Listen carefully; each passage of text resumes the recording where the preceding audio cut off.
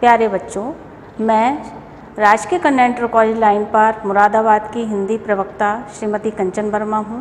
आज बच्चों हम विषय हिंदी के गद्य पाठ, जो छठा पाठ है आनंद की खोज पागल पथिक नामक पाठ का अध्ययन करेंगे। बच्चों, आपका इस कक्षा में स्वागत है सभी का। इस पाठ के लेखक राय कृष्णदास जी हैं। इस पाठ के लेखक राय कृष्णदास जी का जीवन परिचय, उनका साहित्य में योगदान, रचनाएं एवं भाषा शैली का अध्ययन करेंगे। साथ साथ इसके हम पाठ का जो सार है, इस पाठ में लेखक क्या कहना चाह रहे हैं, इसको भी देखेंगे। इसके साथ साथ हम महत्वपूर्ण इस पाठ के जो गद्य खंड हैं उनके प्रश्नोत्तर करेंगे। बच्चों, आपने कक्षा 10 में भी गद्य के पाठों का अध्ययन किया है। इसके लिए मैं आपको ये भी बताना चाहूँगी कि कक्षा 11 में भी आपको जो हिंदी गद्य के पाठ हैं उनके लेखक का जीवन परिचय करना है। लेकिन कक्षा 10 में आपने लेखक का जीवन परिचय किया, उसके साथ साथ उनकी रचनाएं भी की। लेकिन अब आप कक्षा 11 में आ गए हैं तो आपको विस्तार में लेखक का जीवन परिचय लिखना है। इसलिए हम जीवन परिचय के साथ साथ उनका साहित्य में क्या योगदान रहा और रचनाएं और भाषा शैली का पर भी प्रकाश डालेंगे। इसके साथ साथ मैं आपको ये भी बताऊंगी कि कक्षा 10 में जैसे आपने गद्य खंड के प्रश्न नीचे दिए हुए थे, उनके उत्तर आपने किए थे, ठीक इसी प्रकार भी आपको कक्षा 11 में भी करने हैं। एक बात मैं और बच्चों आपको बताना चाहूँ कि जो गद्य पाठ हैं आपके, इनमें जो प्रश्न पत्र में अंक भी निर्धारित किए गए हैं। लेखक का जीवन परिचय जो है वो 5 अंक का है और महत्वपूर्ण गद्य खंडों के जो प्रश्न हैं उनके उत्तर 10 अंक के निर्धारित किए गए हैं। इस प्रकार हम देखें कुल 15 नंबर के जो प्रश्न हैं वो इस पाठ से आएंगे। अब हम इसी को आधार बनाते हुए पूरे पाठ का अध्ययन करेंगे। राय कृष्णदास जी का जीवन परिचय एवं साहित्य में योगदान, रचनाएं एवं भाषा शैली पर प्रकाश डालेंगे। बच्चों, इनकी जीवनी में सबसे पहले हम जीवन परिचय के बारे में देखें। हिंदी साहित्य में गद्य को काव्य जैसी मधुरता, यानी कि गद्य में काव्य जैसी मधुरता लाने का जो श्रेय है वो राय कृष्णदास जी को है। इनका जन्म सन 1892 ईस्वी को काशी के एक प्रतिष्ठित अग्रवाल परिवार में हुआ था। इनका परिवार कला, संस्कृति और साहित्य प्रेम के लिए प्रसिद्ध था। इसका प्रभाव राय कृष्णदास जी पर भी पड़ा, क्योंकि इनके पिता भारतेंदु जी के संबंधी थे और आचार्य महावीर प्रसाद जी के परम मित्र थे। इस कारण इन्हें बचपन से ही हिंदी प्रेम पैतृक रूप से प्राप्त हुआ, अर्थात बचपन से ही इन्होंने साहित्य में अपनी रुचि जाहिर करनी शुरू कर दी थी। अतः ये अपने परिवार के पिता के संस्कारों और साहित्यकारों के संपर्क में बचपन से ही आते रहे और इन्होंने मात्र 8 वर्ष की अवस्था में ही कविताएं लिखना आरंभ कर दिया था। राय जी की स्कूली शिक्षा अधिक समय तक नहीं चली और परंतु ज्ञान की पिपासा के कारण इन्होंने घर पर ही शिक्षा ग्रहण की और इसके कारण इन्होंने हिंदी, संस्कृत, बांग्ला और अंग्रेजी भाषाओं का अध्ययन किया और उसमें पारंगतता हासिल की। इसके पश्चात इन्होंने अनेक प्रकार से हिंदी साहित्य की सेवा की। सन 1980 ईस्वी में इनकी मृत्यु हो गई और इसी वर्ष इनको 26 जनवरी को इन्हें पद्म विभूषण से सम्मानित किया गया। अब बच्चों, हम इनका साहित्य में योगदान क्या रहा इसके विषय में देखेंगे। इन्होंने हिंदी गद्य को नया आयाम प्रदान किया। साहित्य में रुचि के कारण इनकी घनिष्ठता जयशंकर प्रसाद जी, मैथिली शरण गुप्त, रामचंद्र शुक्ल आदि कवियों और आलोचकों से हुई। ये काशी नागरी प्रचारणी सभा के कार्यक्रमों में भी हाथ बटाने लगे। भारतीय कला आंदोलन के साथ साथ इन्होंने भारत कला भवन की स्थापना की, जो अब काशी हिंदू विश्वविद्यालय का एक विभाग है। ये कवि रविन्द्रनाथ टैगोर जी से भी बहुत ज़्यादा प्रभावित थे। इनकी स्पष्ट छाप इनकी रचनाओं में दिखाई देती है। इसी कारण इनकी रचनाओं में आध्यात्मिकता और हृदय की कोमल अनुभूतियाँ पाई जाती हैं। साहित्य सेवा के साथ साथ इन्होंने भारतीय कलाओं पर प्रामाणिक प्रमाणित इतिहास और अन्य ग्रंथों की रचना की। भारत की चित्रकला और भारतीय मूर्तिकला इनके प्रमाणित ग्रंथ हैं। गद्य गीत विधा के जन्मदाता के रूप में ये माने जाते हैं। राय कृष्णदास जी का इस क्षेत्र में अतुलनीय योगदान है, जिसके लिए ये हमेशा याद किए जाते रहेंगे। अतः राय कृष्णदास जी एक भावुक कवि, मर्मज्ञ, कलाकार, गद्य गीत प्रवर्तक, कहानीकार, पुरातत्व और इतिहास के प्रकांड पंडित थे। बच्चों, अब हम इनकी रचनाओं के विषय में देखेंगे। इन्होंने अनेक क्षेत्रों में अपनी लेखनी का परिचय दिया है। इन्होंने कविताएं लिखी हैं, गद्य गीत, निबंध संग्रह, कहानी संग्रह, अनुवाद और कला इतिहास पर भी अपनी लेखनी चलाई है। कविता में इन्होंने ब्रजराज, भावुक रचनाएं लिखी हैं। गद्य गीत में इन्होंने छायापथ, साधना, निबंध संग्रह में इन्होंने संलाप और प्रवाल रचनाएं लिखी हैं। कहानी संग्रह में देखा जाए तो इन्होंने अनाख्या, सुधांशु, आँखों की था रचनाएं लिखी हैं। अनुवाद में इन्होंने खलील, जिब्रान कैदी, बैडमैन का पगला नामक से हिंदी में रूपांतर किया, अर्थात इस रचना को इन्होंने हिंदी में रूपांतर किया है। किस नाम से? पगला नाम से। कला इतिहास में इन्होंने भारत की चित्रकला और भारतीय मूर्तिकला रचनाएं लिखी हैं। भाषा के विषय में अगर देखें तो इनकी भाषा शुद्ध, परिमार्जित, तत्सम शब्दों से युक्त साहित्यिक खड़ी बोली है। इन्होंने अपनी भाषा में तद्भव और देशज शब्दों का प्रयोग किया है। इन्होंने अपनी भाषा में मुहावरों का भी प्रयोग किया है, जिसके कारण इनकी भाषा बड़ी ही प्रभावशाली प्रतीत होती है। इन्होंने अपनी भाषा में उर्दू और फारसी के जो प्रचलित शब्द हम समाज में देखते हैं, उन शब्दों का भी प्रयोग किया है, जिसके कारण इनके जो भाषा है वो सटीक शब्द चयन के कारण मानी जाती है, जानी जाती है। और इन्होंने अपनी भाषा में काव्य के भांति अलंकारों का भी प्रयोग किया है, जिसके कारण इनकी भाषा में काव्य जैसी मधुरता आ गई है। इसके कारण इनकी कविता में कवित्वपूर्ण, सहज और सरल भाव इनकी भाषा में आ गए हैं। शैली पर अगर हम देखें तो इन्होंने विभिन्न प्रकार की शैलियों का अपनी रचनाओं में प्रयोग किया है। ये शैलियाँ इस प्रकार हैं। भावात्मक शैली इन्होंने कवित्वपूर्ण भावात्मक गद्य में इस शैली का प्रयोग किया है। दूसरी शैली है इनकी चित्रात्मक शैली। इस शैली का प्रयोग इन्होंने प्रकृति चित्रण के संदर्भ में किया है। संवाद शैली, इन्होंने संलाप और प्रवाल के सभी निबंधों में इस शैली का प्रयोग किया है। अलंकारिक शैली, प्रायः इन्होंने सभी रचनाओं में इस शैली का प्रयोग किया है, क्योंकि इनकी जो गद्य है वो काव्य से संबंधित है, यानी कि इनके गद्य में काव्य जैसी मधुरता दिखाई देती है। गवेषणात्मक शैली, इन्होंने इस शैली का प्रयोग इतिहास की खोज संबंधी रचनाओं में किया है। विवरणात्मक शैली, इस शैली का प्रयोग इन्होंने अपनी कहानियों में किया है। साहित्य में स्थान की बात बताएं तो इन्होंने अपनी काव्यात्मक पूर्ण भावनात्मक शैली में दार्शनिक अनुभूति का समन्वय करने के कारण और गद्य गीत विधा के प्रवर्तक के रूप में सबसे बड़ी विशेषता इनकी यही है कि इन्होंने गद्य गीत यानी कि गद्य को एक काव्य जैसी मधुरता प्रदान की है। इसके प्रवर्तक के रूप में ये हमेशा याद किए जाते रहेंगे। बच्चों, इस पाठ के महत्वपूर्ण गद्य खंडों को देखने से पहले हमें ये जानना अति आवश्यक है कि इस पाठ में लेखक क्या कहना चाहते हैं।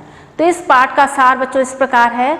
इस पाठ में ये बताया गया है लेखक के द्वारा कि आनंद का जो स्रोत है वो अपने ही अंदर विद्यमान है, यानी हमारे अपने अंदर ही विद्यमान है। प्रायः यहाँ लोग आनंद की खोज, जो सुख की प्राप्ति के लिए बाहरी जगत में ही इसकी खोज करते रहते हैं, और ये खोज पता नहीं कब से चली आ रही है। अनंत काल से व्यक्ति इसी आनंद की खोज में लगा हुआ है। यदि मनुष्य अपने भीतर देख ले, यानी अपने अंतर मन को देख ले, तो निश्चय ही उसे आनंद का स्रोत ज्ञात हो जाएगा। ज्यों ही मनुष्य इस संसार के साथ आत्मीय संबंध स्थापित कर लेता है, त्यों ही उसे अपने सही स्वरूप का ज्ञान हो जाता है। वास्तव में प्रत्येक व्यक्ति इस संसार में एक भटका हुआ पथिक है। जिस तरह से एक पथिक राह भूल जाता है तो वो इधर उधर भटकता रहता है, लेकिन उसे कोई मंजिल नहीं मिलती, इसी तरह व्यक्ति भी आज भटके हुए पथिक के समान है। इस आनंद की खोज में वो इधर उधर भटक रहा है। इसी कारण वह सुख और आनंद की तलाश में अपना पूरा जीवन व्यतीत कर देता है, परंतु उसकी ये तलाश पूरी नहीं हो पाती। वह पूर्ण सुख और आनंद की खोज के लिए जिस कल्पना लोक के सपने बुनता है, यानी कि सपने में, कल्पना में सोचता है कि मुझे आनंद की प्राप्ति होगी, वास्तव में उसका मुख्य आधार यही संसार है। वास्तव में उसे अगर आनंद प्राप्त करना है तो उसे इसी संसार में ही इस आनंद की प्राप्ति होगी, लेकिन वह दूसरे लोक की कल्पना करते समय इस संसार से कट जाता है और यही उसके दुख का कारण है, यानी वास्तविकता से हट जाता है। वास्तव में सच्चाई ये है कि जिस दिन व्यक्ति के अंदर अपने अंतर्मन को जानने की क्षमता आ जाएगी, उसी क्षण उसे पूर्ण सुख और आनंद की प्राप्ति हो जाएगी। इसके लिए हमें अपने अंतर्मन के सही स्वरूप को जानने का प्रयास करना चाहिए। बच्चों, इस पाठ के कुछ महत्वपूर्ण गद्य खंडों के मैं प्रश्न आपको बता रही हूँ। इस पाठ का जो पहला महत्वपूर्ण गद्य खंड है वो है आनंद की खोज में मैं कहाँ कहाँ नहीं फिरा। इसमें व्यक्ति की जो सोच है उसके विषय में बताते हुए राय कृष्णदास जी कहते हैं कि आनंद की खोज में जो व्यक्ति है वो पता नहीं कहाँ कहाँ घूमता फिरता है, सब जगह से मुझे उसी भांति कलपते हुए निराश लौटना पड़ा, यानी कि निराश होकर मुझे दुख के मन के साथ लौटना पड़ा, जैसे एक चंद्र की ओर चकोर लड़खड़ाता हुआ फिरता है। अर्थात जिस तरह से एक चकोर चंद्रमा की तरफ एक दृष्टि से, एक इच्छा दृष्टि से देखता है और लेकिन अंत में उसे निराशा ही हाथ आती है, ऐसे ही मेरे साथ हो रहा है। मेरे सिर पर कोई हाथ रखने वाला ना था। अर्थात जब व्यक्ति निराश हो जाता है तो वो चाहता है कि उसको दिलासा देने के लिए कोई उसके लिए सहारा बने, लेकिन मेरे साथ ऐसा नहीं हुआ और मैं रह रहकर बिलखता, यानी रो रहा था, परेशान हो रहा था कि जगन्नाथ के रहते हुए अर्थात ईश्वर, परम ईश्वर के रहते हुए मैं अनाथ कैसे रह सकता हूँ। कहा भी गया है कि जिसका कोई नहीं उसका ईश्वर होता है। क्या मैं इस संसार से अलग हूँ? क्या मैं इस जगत से बाहर हूँ? मुझे ये सोचकर अचरज होता कि आनंद कंद मूलक इस विश्व वल्लरी में मुझे आनंद का अणु मात्र भी ना मिला, कि ये जो संसार आनंद से भरा हुआ है, इस विश्व रूपी जो बेल है उसमें क्या मुझे एक अणु मात्र भी आनंद का नहीं मिल पाएगा। हाँ, आनंद के बदले में रुदन और सोच परिपोषित कर रहा था। हाँ, मैं आनंद की खोज में तो गया, लेकिन इसके बदले में मुझे दुख और कष्ट ही प्राप्त हुआ। बच्चों, इस गद्य खंड के जो प्रश्न हैं वो इस प्रकार हैं। 5 प्रश्न हैं, हर प्रश्न के लिए 2 अंक निर्धारित हैं। इस गद्यांश के लेखक और पाठ का नाम बताइए। तो इस गद्यांश के जो लेखक हैं वो राय कृष्णदास जी हैं और पाठ का नाम है आनंद की खोज पागल पथिक। रेखांकित अंश की व्याख्या कीजिए। रेखांकित अंश की व्याख्या का तात्पर्य यही है कि इन गद्य खंड में जिन पंक्तियों के नीचे अंडरलाइन किया हुआ है हमें उनका अर्थ बताना है। आनंद की खोज में मैं कहाँ कहाँ नहीं फिरा। इसमें लेखक कह रहा है कि वास्तविक आनंद की जो प्राप्ति के लिए मैं पूरे इस बाह्य संसार में जगह जगह घूमा, लेकिन सब जगह से मुझे निराशा ही हाथ लगी। ऐसे निराशा हाथ लगी जिस तरह से चंद्रमा की ओर बड़ी ही उसकी दृष्टि से, आशा की दृष्टि से चकोर देखता रहता है, लेकिन उसे चंद्रमा की प्राप्ति नहीं हो पाती और अंत में उसे निराशा ही हाथ आती है। इसी तरह से मैं जगह जगह भटका, लेकिन मुझे कहीं भी आनंद की प्राप्ति नहीं हुई। पथिक ने आनंद की खोज में कहाँ कहाँ भ्रमण किया? इसका उत्तर बच्चों आप इस गद्य खंड में आराम से देख सकते हैं। पथिक ने आनंद की खोज में बाह्य जगत में सर्वत्र हर जगह वो भ्रमण किया। लेखक ने पथिक की तुलना किससे की है? लेखक ने पथिक की तुलना किससे की है बच्चों? चकोर से की है। पथिक को आनंद के बदले क्या प्राप्त हुआ? पथिक को आनंद के बदले में क्या मिला? रुदन और सोच प्राप्त हुआ, यानी कष्ट और दुख ही प्राप्त हुआ। बच्चों, इस पाठ का जो दूसरा महत्वपूर्ण गद्य खंड है वो इस प्रकार है।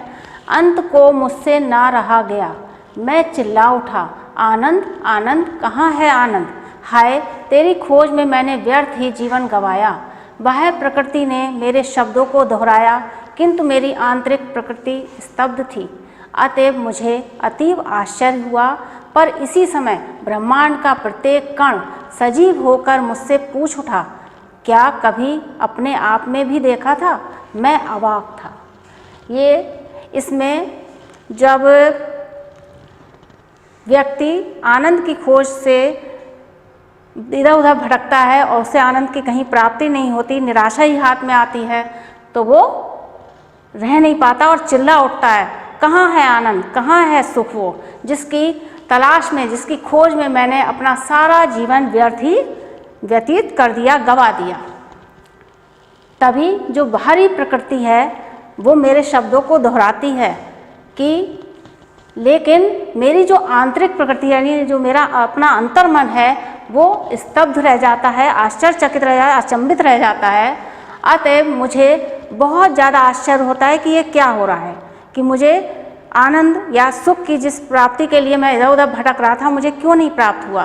तभी इसी समय ब्रह्मांड का प्रत्येक कण, ये जो जगत है, इसका प्रत्येक कण सजीव होकर मेरे सामने समक्ष प्रस्तुत हो जाता है और मुझसे प्रश्न करता है कि क्या कभी तुमने अपने आप में भी यानी अपने अंतर मन में भी झांक कर देखा।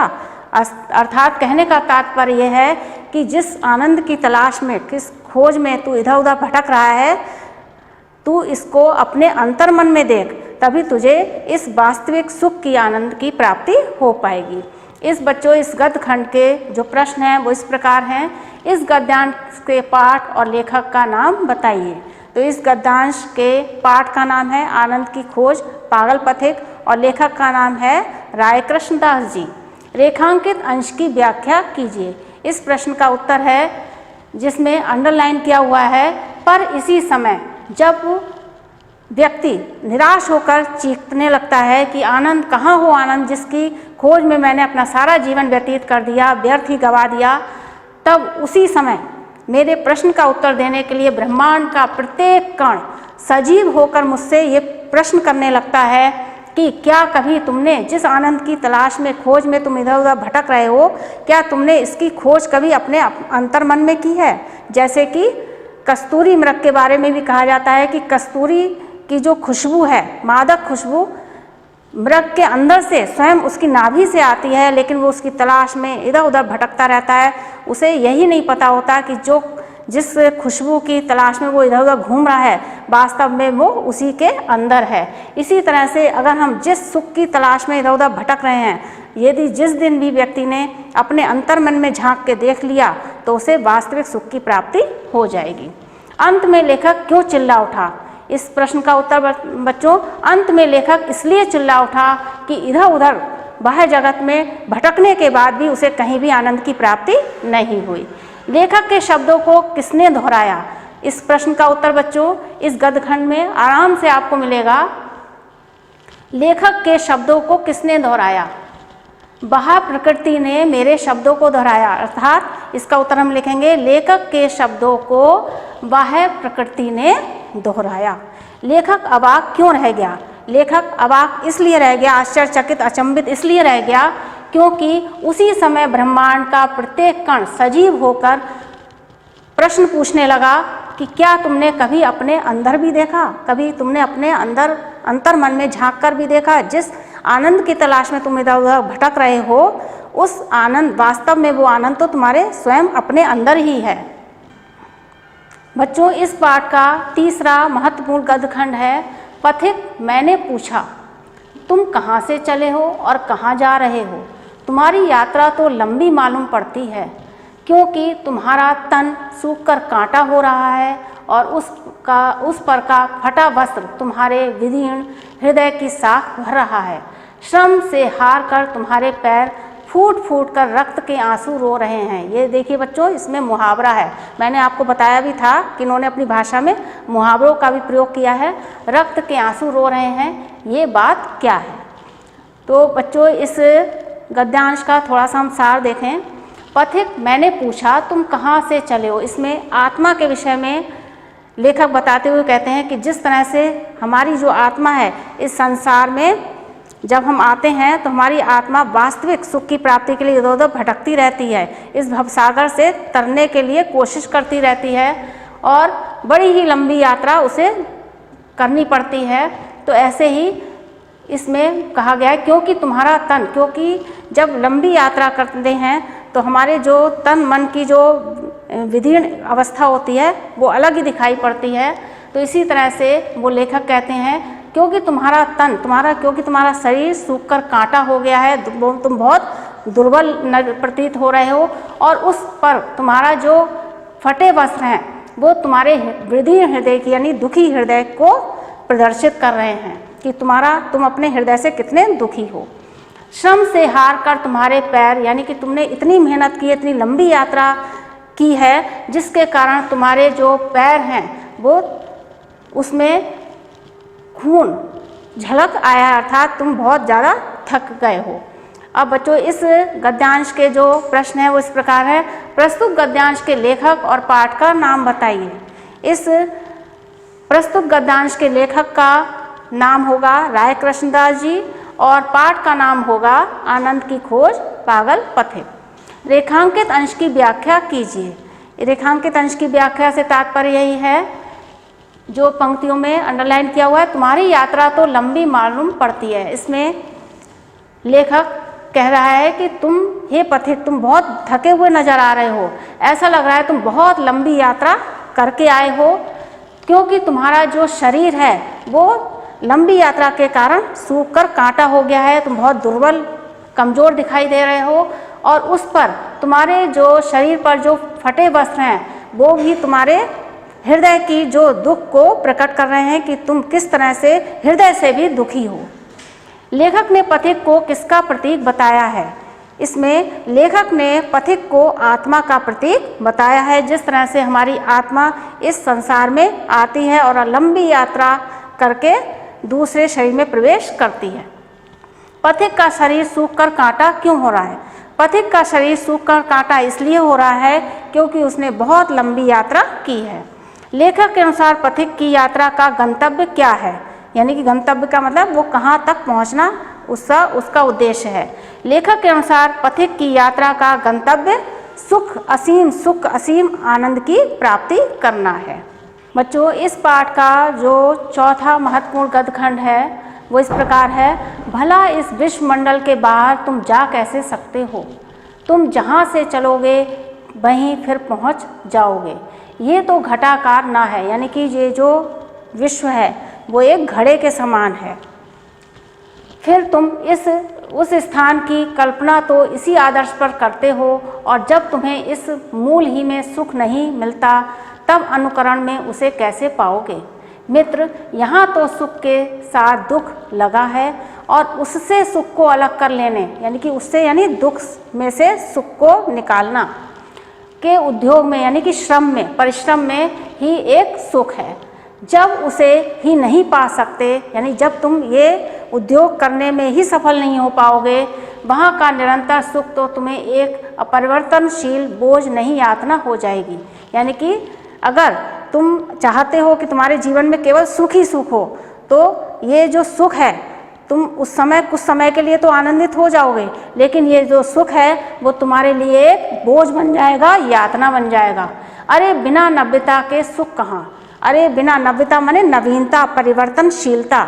जब तक हमारे जीवन में परिवर्तन नहीं आएगा, नवीनता नहीं आएगी, तब तक हमें वास्तविक सुख की प्राप्ति नहीं होगी।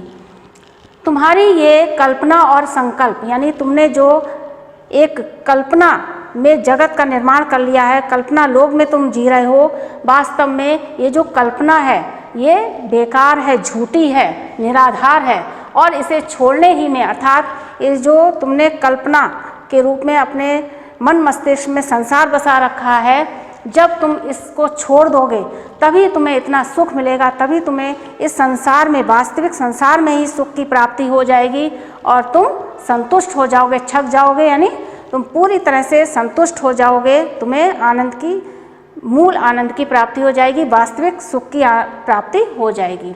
इस गद्यांश के प्रश्न है, इस गद्यांश के पाठ और का नाम और लेखक का नाम बताइए। इस गद्यांश के पाठ का नाम है आनंद की खोज पागल पथिक और लेखक का नाम है राय कृष्णदास जी। रेखांकित अंश की व्याख्या कीजिए। रेखांकित अंश की व्याख्या से तात्पर्य वही बच्चों मैंने आपको बताया, अरे बिना नव्यता के सुख कहाँ। इसमें लेखक ये बताना चाह रहा है कि यदि हमारे जीवन में परिवर्तन नहीं होगा, नवीनता नहीं आएगी, तब तक हमें सुख की प्राप्ति नहीं हो सकती। अर्थात परिवर्तनशीलता में ही सुख है। तुम्हारी ये कल्पना यानी तुमने जो अपने मन मस्तिष्क में एक काल्पनिक संसार को बसा रखा है, वो वास्तव में झूठा है, निराधार है। और इसे छोड़ने में जब तुम अपने मन मस्तिष्क से इस काल्पनिक जगत की जो कल्पना तुमने अपने मन में कर रखी है, जब तुम उसको हटा दोगे अपने मन मस्तिष्क से, तभी तुम्हें वास्तव में इसी संसार से वास्तविक सुख की प्राप्ति होगी, वास्तविक आनंद की प्राप्ति होगी। और इतना आनंद तुम्हें मिलेगा कि तुम पूरी तरह से संतुष्ट हो जाओगे। कहने का तात्पर्य यही है कि हम यदि अपने जीवन में सुख, वास्तविक सुख की प्राप्ति करना चाहते हैं, तो हमें परिवर्तनशीलता को अपनाना होगा, नवीनता को अपनाना होगा। संसार का आकार लेखक के अनुसार कैसा है? अगला प्रश्न बच्चों इसका है, संसार का आकार लेखक के अनुसार घटाकार है। देखिए, घटाकार यानी घड़े के समान है, घट के समान है। लेखक ने भूल किसे बताया है? लेखक ने भूल किसे बताया है? लेखक ने भूल कल्पना जगत को बताया है। यानी काल्पनिक जगत में जब हम जीते हैं तो वास्तव में ये हमारे जीवन की सबसे बड़ी भूल होती है। इस संसार में कौन किसके साथ लगा हुआ है?